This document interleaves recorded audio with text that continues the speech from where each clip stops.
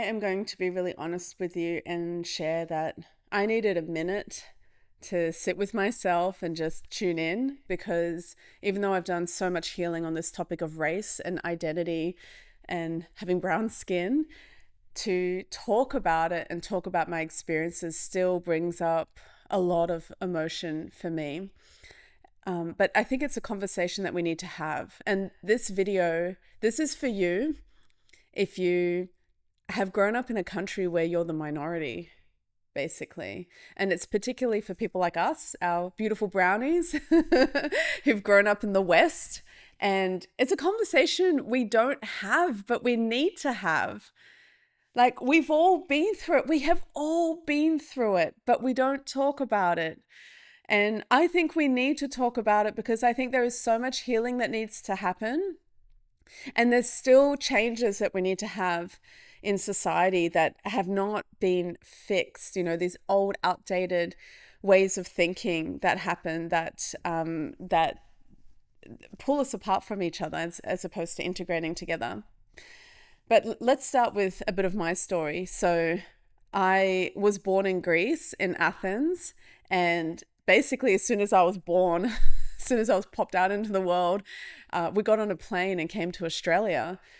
This would have been 1984. So at just a few months old, I was born in one country, born a refugee because I couldn't get citizenship being born there as a Greek. Like, I'm Greek, but I'm not Greek ethnically. And it's very hard to get Greek citizenship. But, you know, I will say this, when I tell Greeks in Australia that I was born in Athens, they're like, oh my God, you're Greek. I'm like, yeah, I am. I definitely have adopted some Greek mannerisms, you know, as a woman. But I was born there and then came to Australia in 1984 and lived a bit in Sydney and then grew up in a very small country town on the south coast of New South Wales, this beautiful, beautiful, beautiful beach town, and lived my whole life in Australia. But my lineage is Persian and Turkmenistani, which is a different country. Check the map. And my name is Native American, Shantae. It means kind-hearted woman. So I have all these ethnicities. I have like Greek, Australian, Persian, Turkmenistani, Native American. Plus, I love Brazilian samba dancing. I love Japanese food. I love Turkish drumming. Like, I love Africa in general, like the whole continent of Africa. And I love working with Germans and the way German like IT systems work. I mean, it's just wild, right? But when I was growing up, it was a problem being brown. It was a problem. It was a problem that I realized at the age of 3.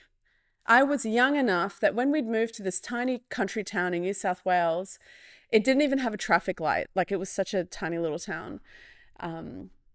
And I should say this, that sometimes, like, now that I've been on this healing journey and I meet like Aussies and they're like, oh, where are you from? I'm like, well, I feel very Australian. I feel more Australian than you because I grew up in the country. Like, I grew up in real Australia. But I knew from the age of 3 that being brown was a problem because I was treated less than, differently, more harshly than everyone else around me. Like, how depressing is it that a child at that age, a child that can't even do basic algebra, mathematics, doesn't even know comprehension, is wise enough to comprehend that being brown is a problem. It's a problem. That's so depressing. And I knew that from a young age.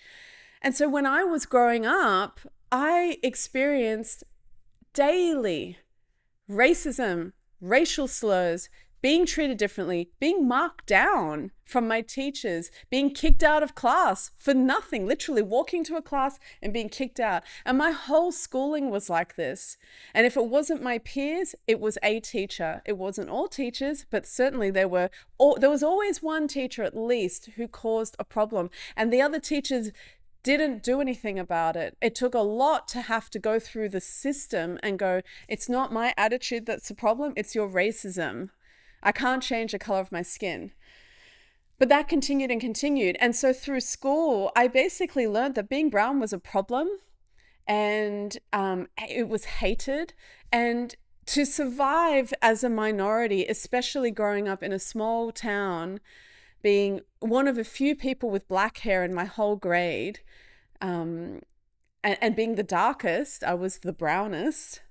You basically, to survive, you learn to hate yourself. You hate it.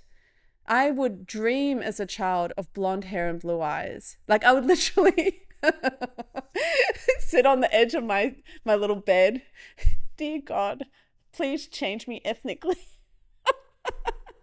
And I laugh about it now, but I really was praying because I was like, this is hell. It was hell for me.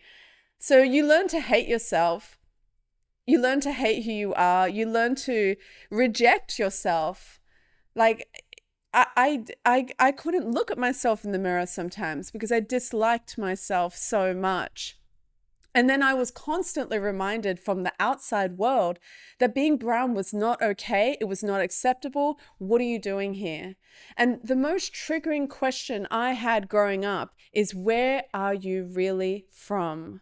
And it was not done in a way of, curiosity, like, oh, where are your beautiful curls from? Where is blah, blah, blah from? It's like, no, where are you really from? Because you're not from here. You can't possibly be Australian. You can't possibly have lived here your whole damn life. You can't possibly only speak English.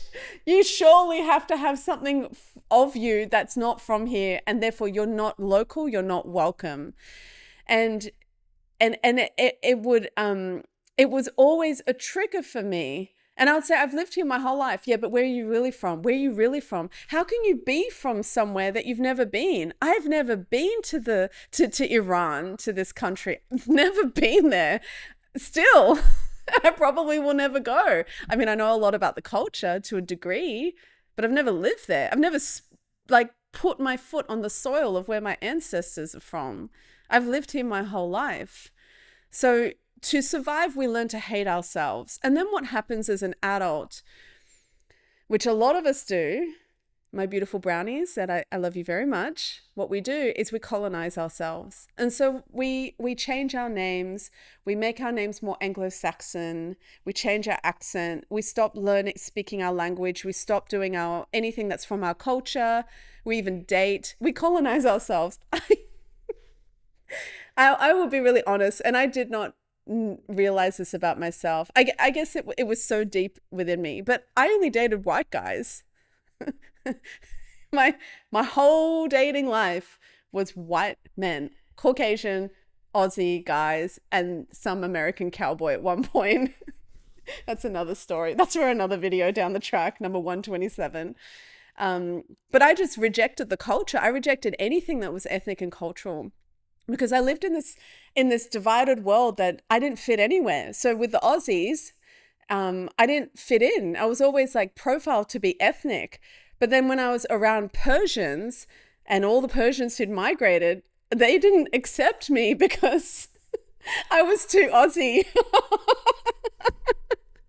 It's funny to laugh about, right? It's good to laugh about something that is so painful, because there's nothing more painful than hating the body that you're in and not being able to do anything about it. I couldn't change my whole genetic, we don't have surgery for that yet.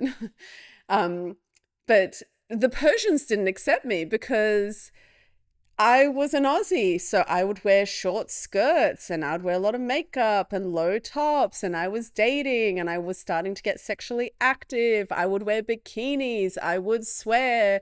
I did not believe in the gender stereotypes of all the women cooking and cleaning and the men sitting around having tea and talking about the philosophy and politics. I'm like, get off your butt and clean. Your wife just spent 7 hours cooking for you guys, and you're not even going to help her clean up? Stuff that. I did not align with Persians. I found them really superficial. I found them really materialistic and racist. So the Persians are I would be told growing up, you have to marry a Persian. I'm like, ew, gross. I don't want to marry my cousin. It's like, no, we don't mean your cousin. But I'm like, yeah, but you're all kind of related somehow. And I just didn't conform. I'm so glad I didn't. But I never felt like I fit in anywhere. And then what happened in my adult years is that it wasn't so much, where are you really from? You know, I don't get that question so much, but it was hurting me still financially because I wouldn't get as many job opportunities because I had a non-Anglo name. When I spoke to a doctor about health problems, I was not taken seriously. When I was bullied at work, I was not heard, and I had to get really loud about it, or I just had to shut up and accept it. So what was racist before, of like kids calling me a black shit and literally throwing stones, like big stones at me, and stealing my stuff, and like all these different forms of harm, in adulthood it was the financial. It's like, you're not going to get that promo, you're not going to get promoted, you're not going to get interviewed, you just get cut off. And I did this crazy experiment at the time because I was so frustrated. This is a long time ago, but I had a master's in film. I had shot on 16mm film. I'd won a Kodak award. And I was trying to get into the film industry, like into production. This is before YouTube. So before things really opened up. And I was going for jobs as a production assistant, which is basically like the bottom of the food chain, but you're in production. So you're doing all the admin, you're running around, you know, you're getting food and coffee for people, and you're just helping whatever the producer and director wants. But I couldn't get the job. And so I changed my name.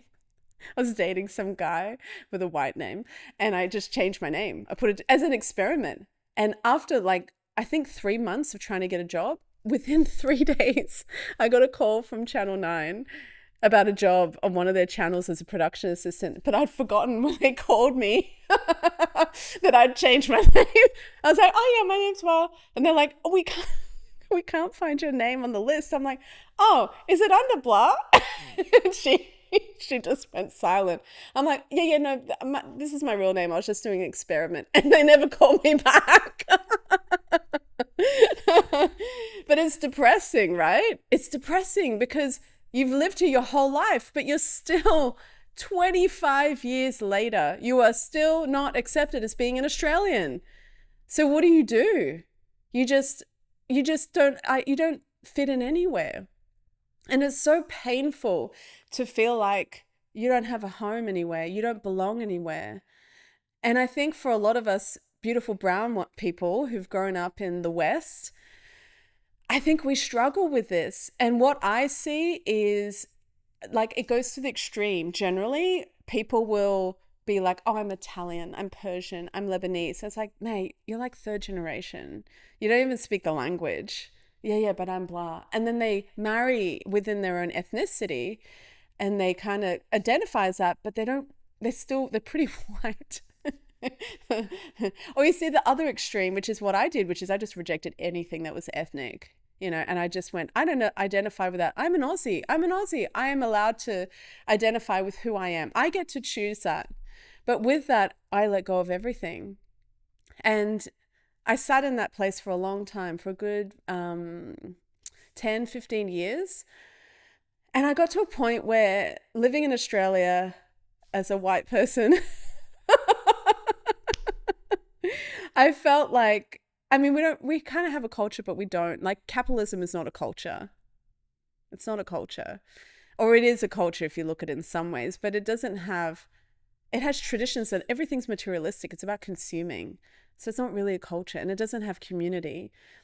So I got to a point where I just felt like something was missing in me. And I would still get really upset every now and then when I would get that like racist reminder. And although it didn't happen as much, ironically, being in Queensland, I've had the least number of racist experiences of my whole life, which is odd, right? You'd think New South Wales is more diverse, you'd have more acceptance. But I got to a point where I felt like something was missing. And I wanted to reclaim all parts of me. It wasn't just reclaiming, no, I'm Australian. I am first and foremost an Aussie, but I am all these other parts of me as well. And healing that was so important for me, to learn to love who I am. We've got to learn to love ourselves and to be proud of who we are, and to ignore the racist people and just let them be. ignore them, and constantly use this conversation of where are you really from as a reminder that we are all one. So then I went on this journey of, I have this Native American name and I'm identified with that culture with the Lakota people in North and South Dakota from Standing Rock Sioux Reservation. But I started to watch people speaking Farsi on YouTube and I was like, oh my God, I remember the language. This language that I constantly was like rejecting. I don't want to learn this language. So I started watching content, Persian content, and reading, like learning to read the language. It's so pretty. And then I picked up Arabic for fun, just to confuse myself because the letters are pronounced differently. The accent is completely different, and on Duolingo. But when I started to bring that in and started telling people like, yeah, I have Persian heritage, but I don't have any Persians in my life. Are you Persian? Can we chat? And starting to build my network of Persian friends, it was so healing for me because it was like, oh, there's a 15% of me that's been missing. I'll never identify as a Persian and I'll never identify as an Australian. I'll identify as a human, a citizen of the world, a world citizen. That's who I am. But all these parts of me are also part of me. They're part of my soul. They're part of my makeup.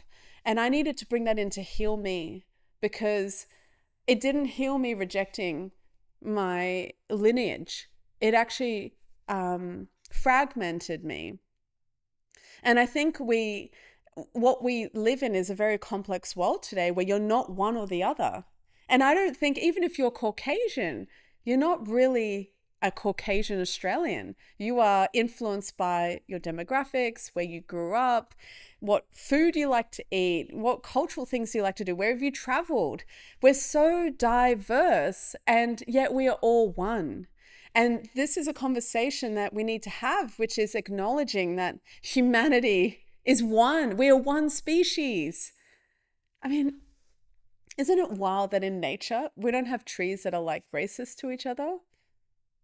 Like, we don't have ants who are like, oh, you're not the same species as me. They're like, yeah, this is my tribe. This is my little ant colony, and that's your ant colony. But they're still ants. They acknowledge it. And I'm giving an ant and a tree like down in the food chain as an example because it just shows how, like, as humans, you'd think we're a bit more sophisticated, right? Like, you'd think that we're just basically acknowledging that we are the one race and we are diverse. But the other thing that I think is important in this conversation is that we are so blended together that there is no such thing as someone identifying as an American or an Australian or an Indian. My friend, we've been banging each other for thousands of years. Like, we really have. We've been banging all over the world. We've been colonizing each other all over the world. We've been trading for thousands of years. Even just sitting here, okay, in my home, this microphone was designed in Australia, made in China. This blanket I'm sitting on is handmade from Guatemala. These beautiful lilies are from here. This couch was made in Vietnam. These earrings I bought in Fiji when I went there.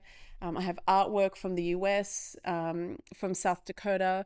Like even there is no way I could even say I am one thing because I consume and engage with products and rituals and food and lifestyle from all over the world. And we can't go back. We can't go back. And there's a lot of reclamation that's happening now. A lot of us are decolonizing ourselves, us beautiful brownies, because we're like, wait a second, I'm not going to reject my First Nations heritage. I'm going to own it. And I think that's important. I think we need to do that. But we have to make sure we don't do that and then go back a couple of thousand years and be like, well, I'm this, and be rigid and be like, it's me and my tribe and my ethnicity, because we can't really do that. Like, we're too blended together, and we are destined as a race, as this version of humanity, we are destined to reach a state of oneness. We are destined to reach a state of world peace. We can't function without interdependence. And we can still acknowledge culture, we can keep our language, rituals, and love each other and make love to each other, but we are destined to be one species. Even economically, it is impossible It's impossible to be like this, like island little colony. We economically, no country in the world is set up like that. So why are we pushing fascist, nationalist, racial pride as a way of reclamation? It doesn't make sense, my friend. So for me to heal, when people ask me now, like, where are you from? I'll say, I'm from here. I always respond with, I'm from here. I grew up here. And I don't get the response now, where are you really from? So thank God, people have woken up a bit to that. But I do sometimes get like, oh, I love your hair, or just something that's curious, right? And I can tell when someone's curious versus they're just being racist. That's what you learn when you experience so much racism. You just got like this, like this radar, you can just tell. I can tell just by someone looking at me that they have a problem with my skin color. I just avoid them. I ignore them. But when people ask me, I say, well, I was born in Greece. My lineage is Persian and Turkmenistani. My name is Native American. I've grown up in Australia. I grew up in a tiny country town, and I am a world citizen. I am a world citizen. I'm a human. And sometimes I'll even tell people I'm a spiritual being having a human experience. And that's the beauty of this healing, is that I get to reclaim all parts of myself, and I get to remind people that we are all one. And it's constantly reinforcing that. These cultural conversations are important, because when we shift the culture, we shift the mentality, we shift the values, we shift our behaviors, and we start to treat each other differently. That's important. So my friend, I hope that for you, if this is your story, or if this is someone that you love, a friend or a partner, it gives you insight, and it helps you to look at how can you heal and bring together all the fragmented parts of yourself and become whole again. And I promise, like, once you get to that place, nothing can shake you. When someone's racist to me, I don't even pity them. I just think, wow, I don't want to engage with you. I just don't engage. I'm not going to work for you. I'm not going to date you. I'm not going to talk to you when you treat me differently. I'm not here to change you. I'm not going to have a conversation about it. I just don't connect with you. But I don't get rattled by it. And I use it to pivot, my life. Like, I'm like, okay, well, in an interview, I've had people in a job interview, like they want to hire you, but they're also racist. It's like, I'm not going to work for you. Yeah. So then I become really clear on who I want to engage with. But I think, my friend, when we can heal this as individuals, that's the first step. But we also, as a collective, we need to heal this in our society. Like, we need to come together and as community and heal this. It's not just the First Nations that need healing. And of course, there's so much healing there and still healing.